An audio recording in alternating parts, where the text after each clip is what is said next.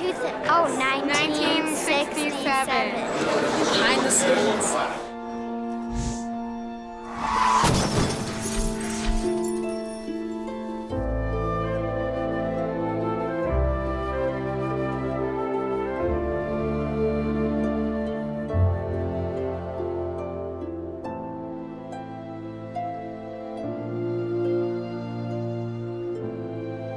It's a very specific time and a very specific place. People associate the 60s with the summer of love and the rock and roll movement, and there is a bit of that with the music in this movie, but it really doesn't happen in this region until like 2 years later. If this movie took place in 1969, it would have a completely different look.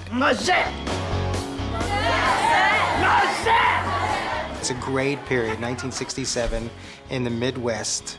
All new things are developing, new styles, new designs. Following this? There's very little break in a man's pair of pants. That's the way they wore them in the 60s. This part is exciting. It's so funny. It's like a mantra for all the extras. They're like, pull up your pants, tuck in your shirt. Stop! She keeps doing that. What's going on? The first fitting I didn't really enjoy too much because I'm, you know, the pants way up high and just like all the kind of, not really formal, but I guess just nice clothes. What's going on?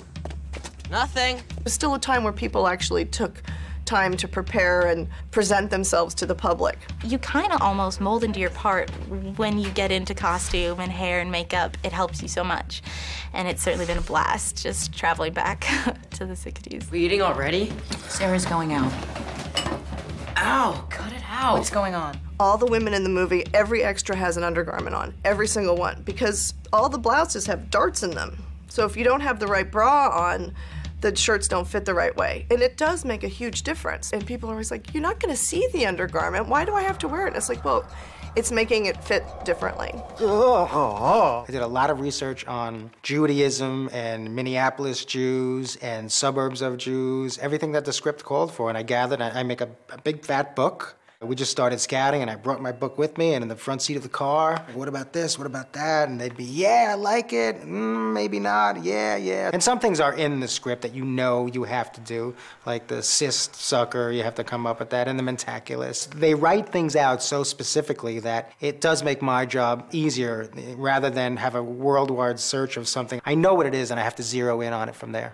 What are you doing?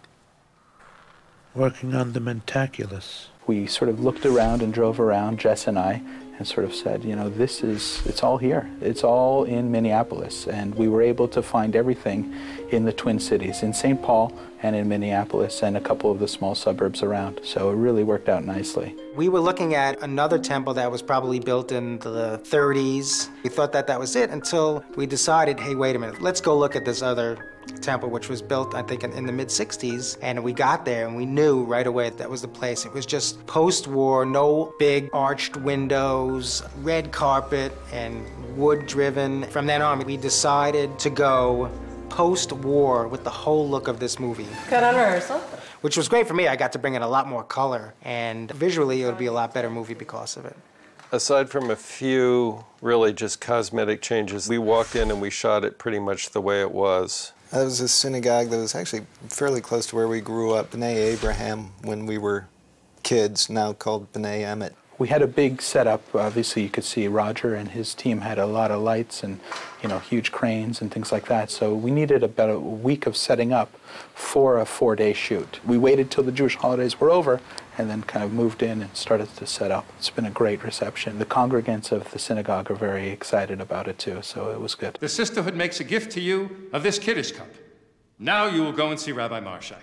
The kind of set piece, the pièce de résistance, was the set of the sage, the rabbi at the end, Rabbi Marshak, where we wanted him to feel like kind of like a wizard in his musty old lair. That involved accumulating huge amounts of Judaica and Hebraica and weird animal parts and other things that a wizard might have. These are the members of the airplane.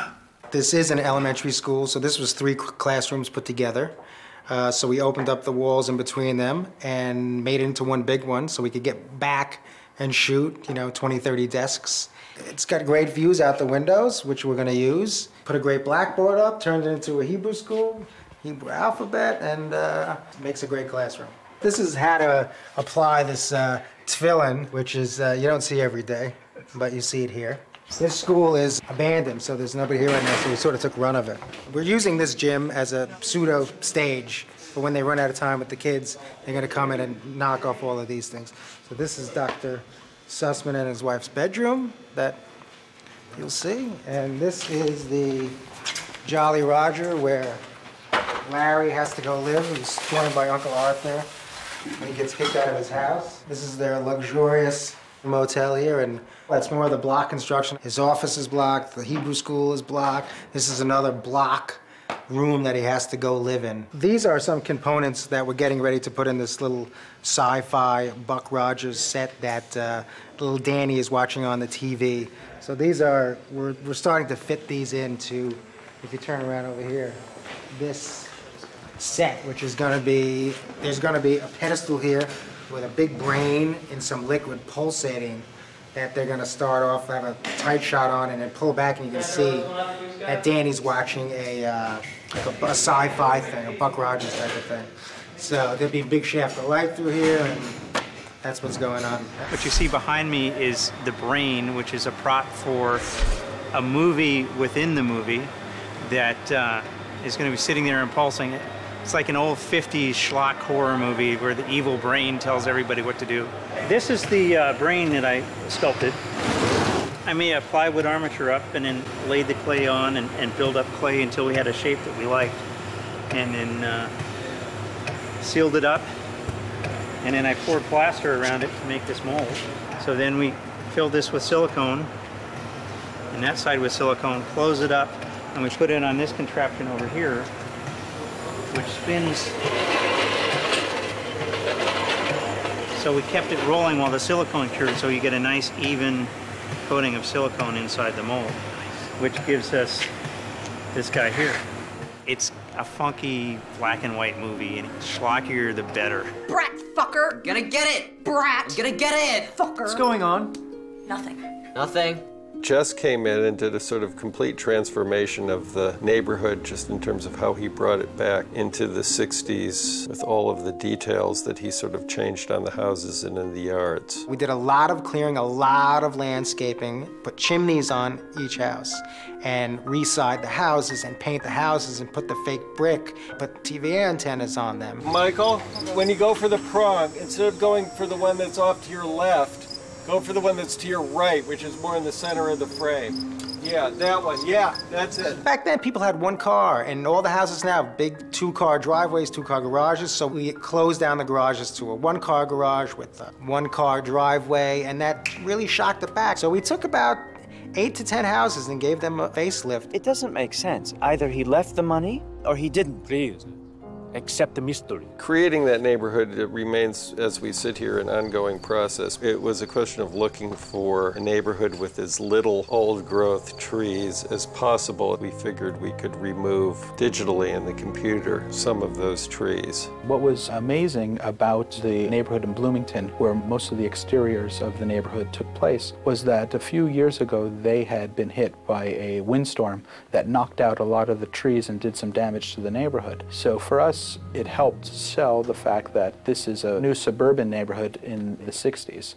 And back then, people were just planting trees because they were new homes. Most of these neighborhoods were built on cornfields. And that's part of the sense of what I think Joel and Ethan were looking for, is this sense of prairie settlement almost in this suburban life at that time. The cooperation and the level of support that we got from the town and from the neighbors was critical. And it's what made it what it was. It was never complete until you get the vehicles in there, and then it was like, oh yeah, okay. Doing a movie like this, cars are the easiest way to bring the feeling of the neighborhoods and the exteriors into the period, because it's the detail which reads most immediately and which sort of conveys the period most immediately. They said they looked for any car that isn't red, isn't white, and no big fins, and it had to be in the 60s. And nothing before 60 because it just looks too period. And the cars in the 60s were kind of more racy looking and more just what they wanted. I picked the cars out and we picked the colors out, but Joel and Ethan had to make the final decision on what color so it would match what he liked. All over the country, you know, you find a lot of guys who like to collect old cars, and a lot of times the owners of these cars, they're very particular about them. I mean, I'm sure there's some of these cars that have never been driven in the rain. What do we see, guys? First thing we want to do is put dust all over them and make them look like they've been driven through the rain and the dirt. All right, well, we'll set up the camera and then see. I actually picked Cy's car first. It was a Coupe de Ville. And we had to paint it and get it ready, and then we had to find a match to it. They do a match interior, because what the Coen brothers do is they, not to waste time, they have 2 cars, one for interior and one exterior, so they can finish one and boom, right go to the next one. So it saves a lot of time and doesn't waste any film time. Larry's car is a Coronet, just a plain 66, everyday looking car.